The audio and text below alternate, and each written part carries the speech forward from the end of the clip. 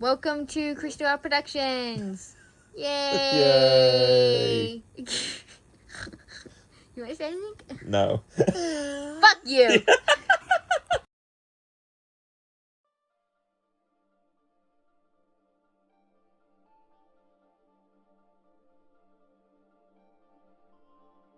People view professional wrestling in many different ways.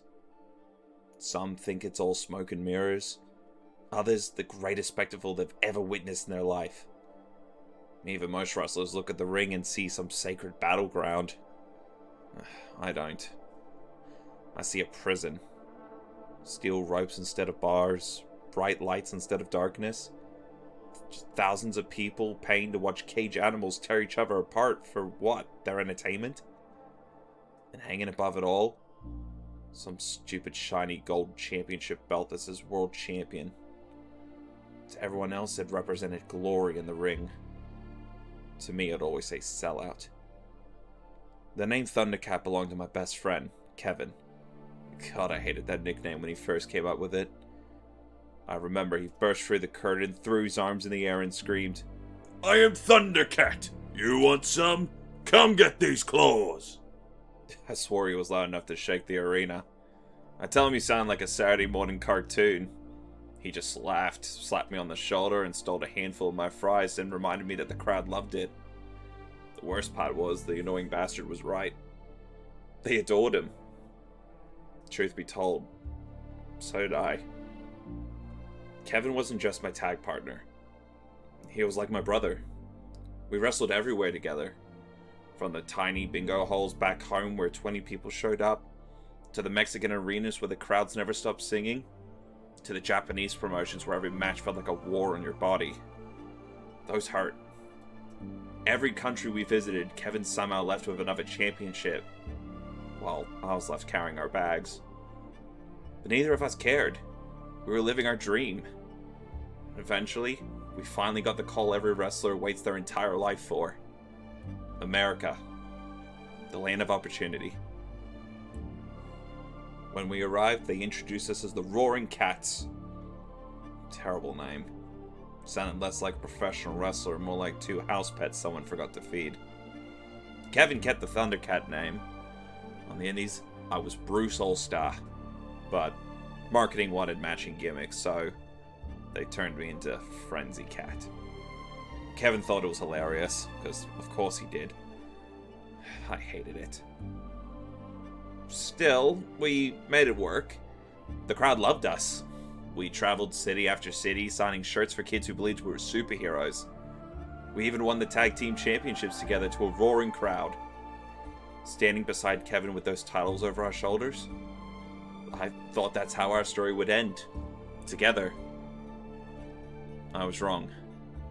One afternoon we were called into the general manager's office and Kevin barely sat down before they slid him a new mask and told him, "Kid, we're making you a single star." His eyes lit up. Looked at me with the biggest grin I'd ever seen on him. He was like a kid on Christmas morning. I smiled back. At least I think I did. But something inside of me cracked. Nobody mentioned my future. Not even once. And I already had an idea what that meant. Kevin was becoming the future, and I was becoming the past. I tried convincing myself I was happy for him. I wanted to be. But every arena chanted his name before mine. Every interview wanted Kevin. Every magazine cover featured Kevin. Every autograph line stretched twice as long as mine. And he never even had to rub it in.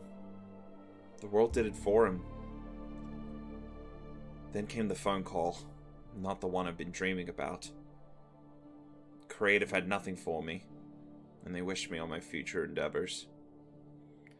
Just like that, years of sacrifice, gone.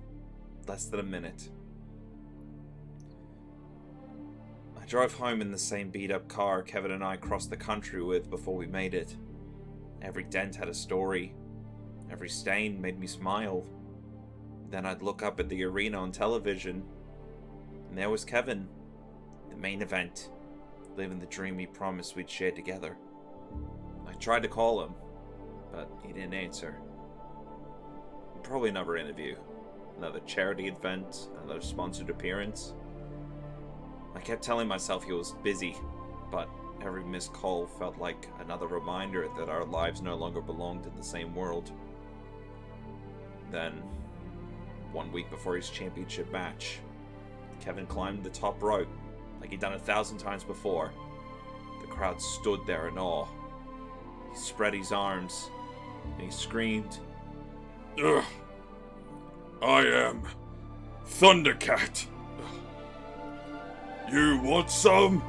Come get these claws!" The arena erupted as he launched into a moonsault. His opponent was supposed to catch him in counter with the Styles Clash, but something went wrong. His opponent stumbled. Maybe his foot slipped? Maybe he just reacted a second too late? Maybe fate simply decided it'd seen enough. Kevin landed on his head. The arena went silent. Nobody moved, no one cheered. The only sound was people calling for medical help. He never woke up. I never got to say goodbye. That night, I found myself on the edge of a rooftop overlooking the city. The world had never felt so cold. It was as if darkness itself had wrapped around my ankles, quietly pulling me closer to the edge. Just one step. That's all it would have taken. Maybe then I could see him again. Could have hit the road together one last time. Then the phone rang. It was the company, but they weren't calling to send condolences. They were calling because television was in 6 days. Sponsors were panicking. The merch had already been printed for his championship victory.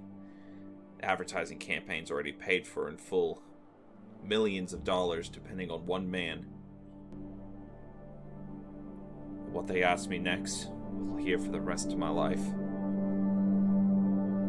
No one knew who was under the mask, so we need you to become THUNDERCAT. I thought I misheard them. They wanted me to wear my best friend's mask, just to keep the character alive. They wanted the world to believe Kevin had survived. Not for him, not for the fans, for the business. Couldn't even believe what I was hearing. Then came the final offer. If you do this, the World Championship is yours. I couldn't believe what I was hearing. I wanted to throw the phone away. I wanted to tell him to go to hell. I wanted to scream Kevin's name as loud as I could.